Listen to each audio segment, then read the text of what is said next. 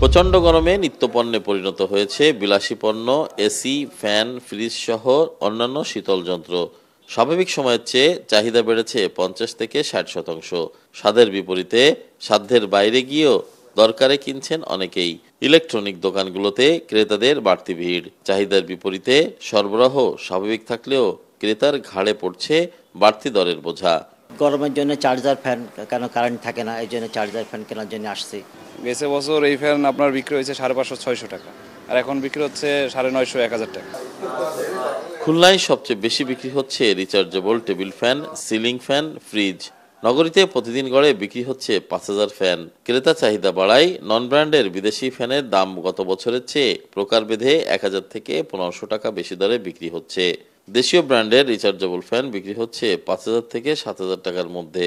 গত বছরের তুলনায় ব্র্যান্ডের পণ্যের দাম তেমন বাড়েনি বলে জানান বিক্রেতারা। শীতলকরণ যে সমস্ত প্রোডাক্ট, যেমন fridge, AC, fan, charger fan বিশেষ করে, এগুলো চাহিদা প্রায় 50 থেকে 60% বৃদ্ধি পাইছে। এখন গরমের জন্য আমাদের একটা সিজনাল যে ডিসকাউন্ট থাকে, ডিসকাউন্টটা হচ্ছে, কাস্টমার ভালো ডিসকাউন্ট পাচ্ছে। তো ফ্যানের দিন মনে হয় দিন দিন শেষ হয়ে গেছে, এখন মনে হয় সবাই এসির দিকে যাচ্ছে। চলতি বছর খুলনায় 1000 কোটি টাকার ইলেকট্রনিক্স পণ্য বিক্রির আশা ব্যবসায়ীদের। এই ছিল আমার কাছে খুলনা থেকে ফ্রিজ এবং ফ্যান বিক্রির সর্বশেষ খবর। চলে যাচ্ছি চট্টগ্রামে, সেখানকার ইলেকট্রনিক্স পণ্য বিশেষ করে এসি বিক্রির সর্বশেষ খবর জানতে হোসেন জিয়াদের কাছে। বৈশ্বিক জলবায়ু পরিবর্তনের কারণে প্রতি বছরই তাপমাত্রা বাড়ছে পুরো পৃথিবীর। চট্টগ্রামে গত এক সপ্তাহে তাপমাত্রা পৌঁছেছে 36 থেকে 39 ডিগ্রি সেলসিয়াসে, অর্থাৎ মৃদু থেকে মাঝারি তাপপ্রবাহ বইছে পুরো চট্টগ্রাম জুড়ে। আগে যেখানে শীতল হাওয়ার জন্য মানুষ ছুটে যেত কোনো গাছের ছায়ায়, সে ছায়াও কমে এসেছে। মানুষের ভরসা বাড়ছে যন্ত্রের উপর। ফলে গত এক সপ্তাহে চট্টগ্রামের বিভিন্ন শোরুমে এসি কেনার জন্য ছুটে আসছেন মধ্যবিত্ত থেকে উচ্চবিত্ত সব শ্রেণীর ক্রেতা। চট্টগ্রামের বহুতল ভবনের জানালা কার্নিশের বহির্দেয়ালে ঝুলছে শীতল যন্ত্রের বাক্স। আগের তুলনায় এই চিত্রের পরিসর বেড়েছে। বাসাবাড়ি, বাণিজ্যিক ভবন, হাসপাতাল, মসজিদ এবং অন্যান্য উপাসনালয়েও বেড়েছে এসির ব্যবহার। অভিজাত পণ্যের তকমার খোলস ছেড়ে এসি এখন যুক্ত হচ্ছে প্রয়োজনীয় পণ্যের তালিকায়। গরম বাড়ায় বিভিন্ন শোরুমে বেড়েছে ক্রেতাদের আনাগোনা। বিদ্যুৎ সাশ্রয়ী ইনভার্টার এসির চাহিদা বেড়েছে বেশ। ক্রয়ের ক্ষেত্রে আছে কিস্তি সুবিধা, আছে বিভিন্ন ধরনের ছাড়ও। আগেও কোনো প্ল্যান ছিল না, কিন্তু এখন প্ল্যান হচ্ছে বাধ্য হয়ে, মানে গরমে আমরা টিকতে পারতেছি না। আমরা ছোটোবেলায় যে ন্যাচারাল জিনিসগুলো পাইতাম, এখন তো এগুলো নাই, এগুলো চাইলে তো পাবো না। এখন আর্টিফিশিয়াল এগুলো দিয়ে আমাদের তো বাঁচতে হবে। তো ইনভার্টার এসিটা যদি ইউজ করে তাহলে একটু লো ভোল্টেজ হলেও এসিটা চলে এবং বিদ্যুৎ সাশ্রয়ী। এখন দেখা যাচ্ছে যে এটা যুগের সাথে কিন্তু এখন মধ্যবিত্তের এটা বিলাসিতা না, এটা কিন্তু এখন চাহিদা। দাম কিছুটা কম হওয়ায় বাড়ছে দেশীয় ব্র্যান্ডের এসি বিক্রির পরিমাণ। বাজেট ছাড়ালেও পছন্দের পণ্যটি কিনতে আগ্রহী হচ্ছেন অনেকে। ইনভার্টার কতগুলো এসি বাইর করছে যেগুলোতে ইলেকট্রিক সাশ্রয় হয়, বিদ্যুৎ সাশ্রয় হয়।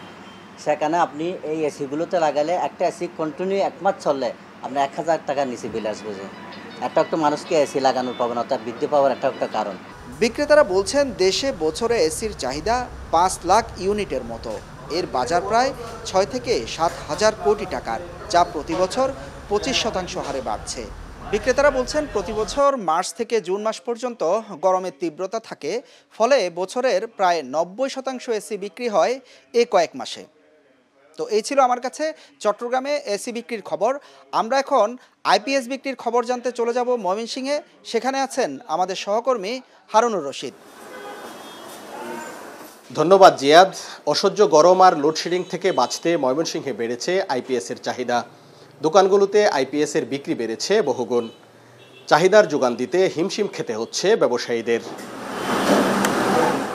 গরমে একটু শীতল পরশ পেতে নগর জীবনের একমাত্র সঙ্গী যান্ত্রিক সুবিধা। এসি, ফ্যান, ফ্রিজ সেই সুবিধা মেটায়। তবে এই যন্ত্রগুলোর চালিকা শক্তির জন্য বাড়তি বিদ্যুৎ সুবিধাও দরকার। সেই সুবিধা নিশ্চিত করতে বিকল্প হিসেবে অনেকে বেছে নিচ্ছেন আইপিএস। এতে বেড়েছে আইপিএস বিক্রির পরিমাণ। চাহিদা বাড়ায় বেড়েছে দামও। পরিবারের ছোট ও বয়স্ক সদস্যদের একটু স্বস্তি দিতে বাড়তি দরেই কিনছেন তারা। কারেন্ট থাকে না, দেখা যাইতেছে ফুলপুরে 2 ঘন্টা, 3 ঘন্টা, 4 ঘন্টা কারেন্ট নাই। বাচ্চারা কান্নাকাটি করে ঘুমাতে পারে না, তারপরে পড়ালেখা করতে অসুবিধা হয়। আইপিএস নেওয়াতে অনেক স্বস্তিতে আছি। আইপিএল থাকলে মুসল্লিরা একটু শান্তিতে নামাজ আদায় করতে পারে, তার জন্য। এদিকে আইপিএসের সরবরাহ স্বাভাবিক থাকলেও ব্যাটারির সংকট রয়েছে বলে জানান ব্যবসায়ীরা।